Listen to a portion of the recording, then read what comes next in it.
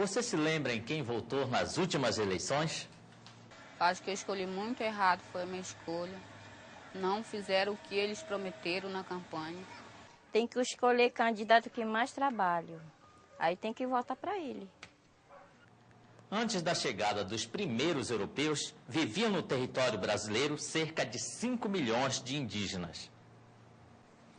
Os povos indígenas habitam o território brasileiro há mais de 30 mil anos. Seus modos de vida consistiam em praticar suas religiões, culturas, tradições e formas próprias de economia. Em 1500, chegaram os primeiros europeus.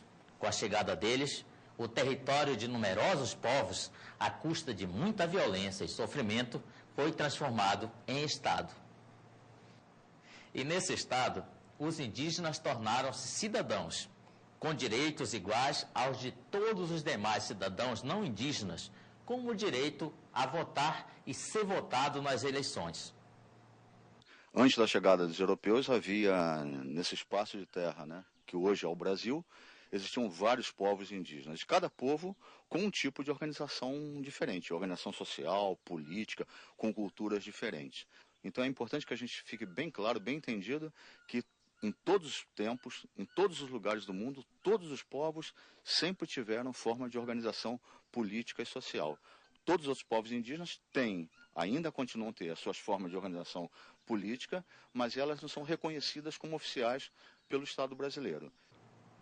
No Brasil, as eleições são pelo sistema universal e direto, com voto obrigatório e secreto. O voto é obrigatório para homens e mulheres com mais de 18 anos e facultativo para os analfabetos, para os maiores de 70 anos e para os jovens com idade entre 16 e 18 anos. Os indígenas, eles não são obrigados a votar, mas eles têm todo o direito, né, de votar, de participar das eleições e votar, porque eles têm os mesmos direitos que os demais cidadãos brasileiros têm.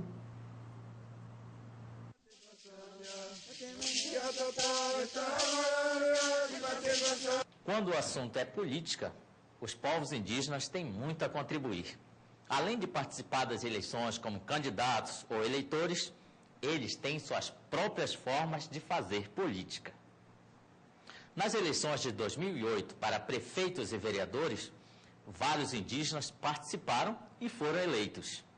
O Amazonas, pela primeira vez, elegeu 2 prefeitos indígenas e 20 vereadores. A política dos indígenas vai muito além das eleições. Homologação, demarcação, assistência diferenciada à saúde, escolas que respeitem as formas tradicionais de educação e autonomia são os temas mais frequentes na pauta da política praticada pelos indígenas. O movimento indígena vive assim, em constante processo de política, porque dentro das aldeias se tem uma pessoa, né, que é o cacique, né, é uma pessoa que é respeitada por todos, é uma pessoa que tem seus valores, né, e é uma pessoa que está ali como um espelho para os demais. O que nós consideramos diferente da sociedade não indígena, porque na sociedade não indígena, quem que tem orgulho, quem que vai se espelhar no seu governante? Vários setores do movimento indígena têm apostado fortemente nessa perspectiva eleitoral, no sentido de ocupar espaços, né, dentro da política, da institucionalidade, né, no sentido, inclusive, de favorecer o avanço das lutas indígenas, sobretudo na perspectiva da autonomia. E enxerga nesse processo também uma maneira, né, de se contraporem a um processo histórico de exclusão, de violência e de afirmação das suas origens, das suas nacionalidades perante o Estado brasileiro.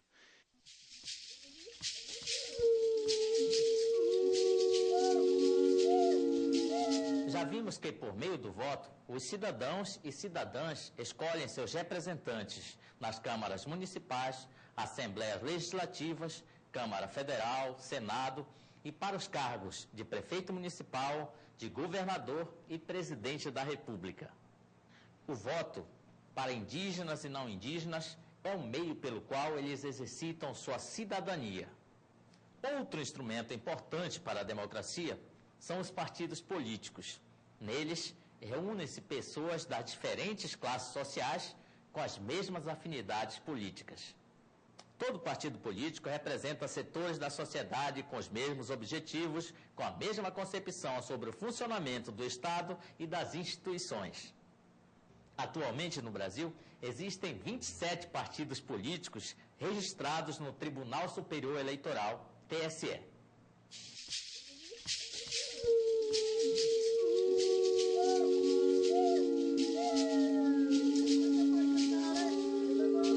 Toda decisão tomada por parlamentares e governantes tem consequências para os cidadãos e cidadãs. Por isso, é importante escolher com muito cuidado em quem votar. Muitos candidatos procuram conquistar o voto do eleitor em troca de algum presente ou com promessas de benefícios pessoais caso assuma o cargo para o qual é candidato. O que aconteceu na política passada aconteceu muito isso, né? Aconteceu muito isso de candidatos prometerem coisas absurdas, né? E que parecia no momento que seria realizado, mas até hoje não foram realizados. Então o povo causou uma divisão sim.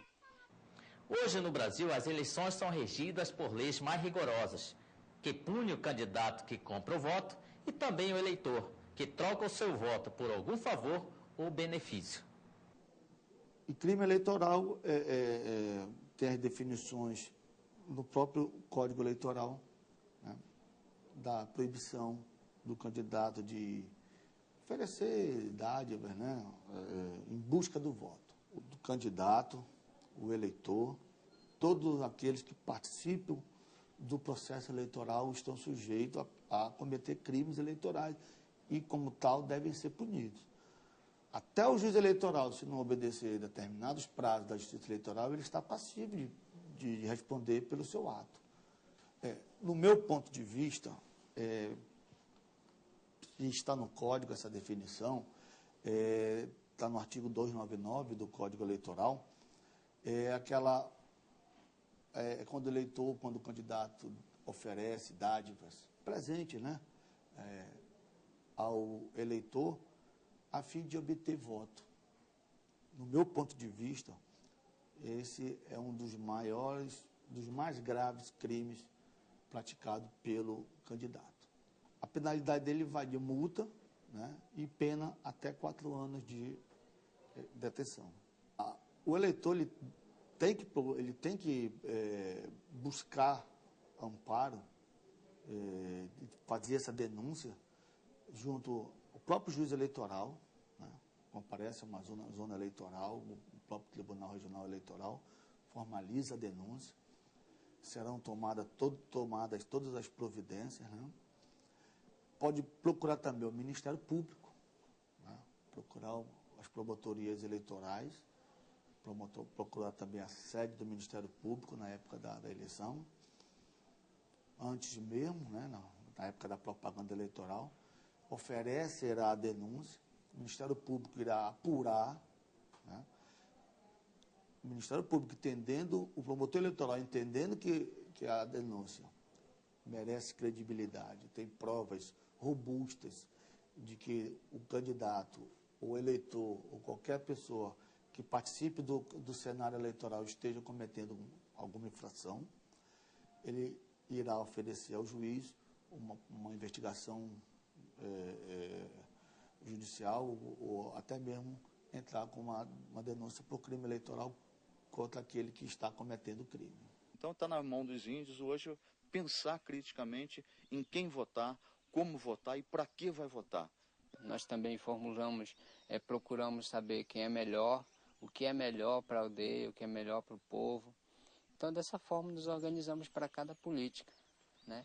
Não também colocando o povo de livre e espontânea vontade para votar, né?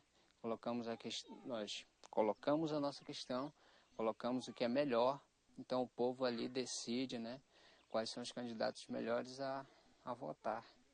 É um voto livre. Eva, eva, evare, evare, evare, evare, evare, evare, tachin, tachin, tachin, tachin, rune, rune, rune, rune, ruotte, ruotte, ruotte, ruotte, rune, rune, rune, rune, runyeta, nyeta, nyeta, rujoi tu na pog, runyeta, nyeta, nyeta, rujoi tu na pog, ru eva, reva, eva, reva, ru eva,